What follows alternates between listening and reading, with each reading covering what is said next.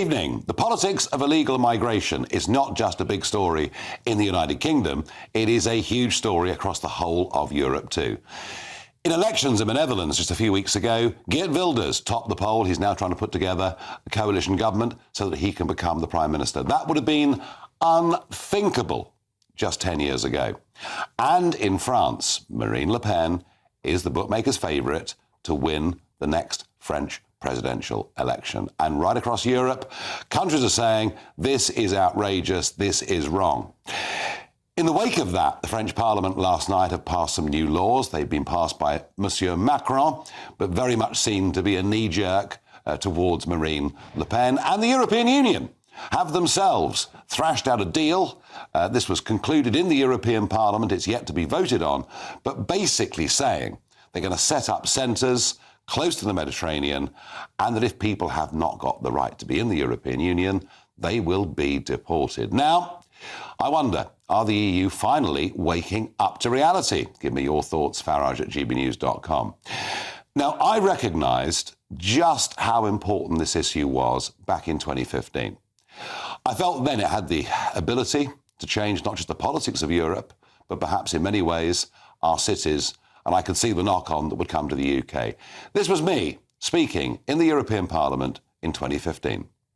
This policy has no means and no way of filtering out extremists in favour of people fleeing in genuine fear of their lives, and as such we are making a massive mistake.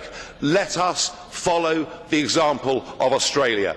Let us do everything we can to reverse the hypocrisy of groups like yours that have voted to make Africa poorer. Let us do those things. But if the message is that anybody that comes will be accepted, we are headed for disaster.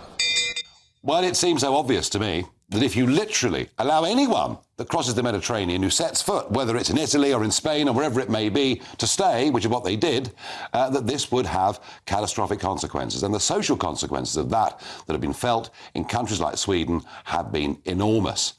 I urge those things on the European Union and indeed on the British government because I felt we could have avoided much of the problem that we've got.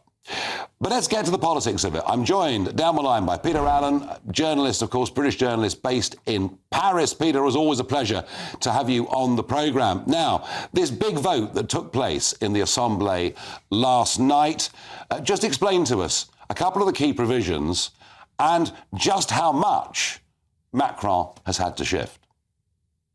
As far as the vote was concerned, Nigel, it was a massive crisis for Macron. He's been desperate to get an immigration package through for many, many months. He wants it to define his premiership. He cites it as one of the great issues of our day. Almost you could say it's the key issue for Western democracies now, how to deal with huge numbers of people who want to come and live in Western democracies. So he put his views, his policies into this package, but they weren't good enough for the majority. A lot of MPs said that we need a much, much tougher, we need a lot more red meat, and there were lots of amendments, most of all, interestingly, by the Senate, which is dominated by Les Républicains, the traditional Gaullist party. But in the National Assembly, Marine Le Pen's National Rally became extremely important. They ended up as the kingmaker of this legislative package. So would you believe it got through last night, Nigel, but about 37 Renaissance Party members, that is Macron's own party, said no to it or abstained. And also we've had the extraordinary scenes today. We've had Minister resigning, and we've had a number of regions across France saying that they will refuse to implement the terms of this package. So he's in big, big trouble at the moment. He's actually on TV as we speak. He's live on TV, trying to soap it all, saying that he's not governing with Marine Le Pen. That's what he's been accused of. But as you absolutely say, Nigel, people are extremely angry and upset about the migration situation in France. Something's got to change. Yeah, and I guess really, politically, this is all very good news for Marine Le Pen. Very good news. She's looking to be third time lucky. She wants to be president in 2027. Emmanuel Macron has to step down then. You're only allowed 2 terms in France. That'll be the end of him. There's nobody really else massively in the frame. And France's system is very, very strange. You can actually become president of France without a parliamentary majority, without many MPs. She's only got about 80 MPs, but she has a very, very good chance of winning that election, Nigel. And the same is happening, Peter, to some extent across much of the rest of Europe, isn't it? I mentioned a moment ago Geert Wilders in the Netherlands, and now even the European Union, trying to put together a package and saying, we'll process people near the Mediterranean coast, we'll send people back who shouldn't be here, and we'll disperse people around Europe. But if you don't want to take the migrants, we'll just take some money from you. But is there any real prospect of this EU deal working? Because it seems to me that when it comes to migration across the Mediterranean, no one agrees with anybody anymore. Well, I think one of the big problems is there's a lot of very firm measures in place at the moment across the EU to deal with immigration, but they're not being implemented. We all know, and in France as well, there's all kinds of measures. For example, if somebody repeatedly tries to get across to Britain, technically they should be arrested and they should be taken back to the last country they came into France from. That doesn't happen. And lots of people are saying it's classic French politics in the sense that it's very good in principle often, but not so good in practice. And you could extend that, I think, to the EU as well. Very good. As ever, Peter, thank you for joining us, giving us that very clear explanation. I'm joined by Ivan Sampson, immigration lawyer and friend of this programme. So it isn't just here the big debate's happening, is it, about illegal migration, people crossing in boats. It's happening right across Europe. And I just wonder, there was Rishi Sunak at the weekend, down in Italy, had a very conservative sort of get-together with Giorgia Meloni. Is this narrative helpful in some ways to the British Prime Minister? It may well be. There's a huge problem in Europe. We've had over 1 million asylum seekers crossing over into EU borders. That's 1 million people. We've felt some of that who've then managed to get down to Calais and cross into across to the UK. But it's a huge, huge problem. But I'd like what Peter said, and we've had this conversation many, many times. Yeah. We have the powers to do exactly what we can do to reduce the numbers, to remove people, quickly decide applications, remove those that are not genuine. But we're not doing it. We're not implementing the powers we already have. And people are talking about having new powers. Well, we have those powers. But isn't the fear that we attempt to deport people and then someone takes a legal case to a British court and the judge in the British court quotes one of the articles, one of the early numbered articles from the ECHR, and nothing ever happens? Yes, I think the Refugee Convention is slightly different.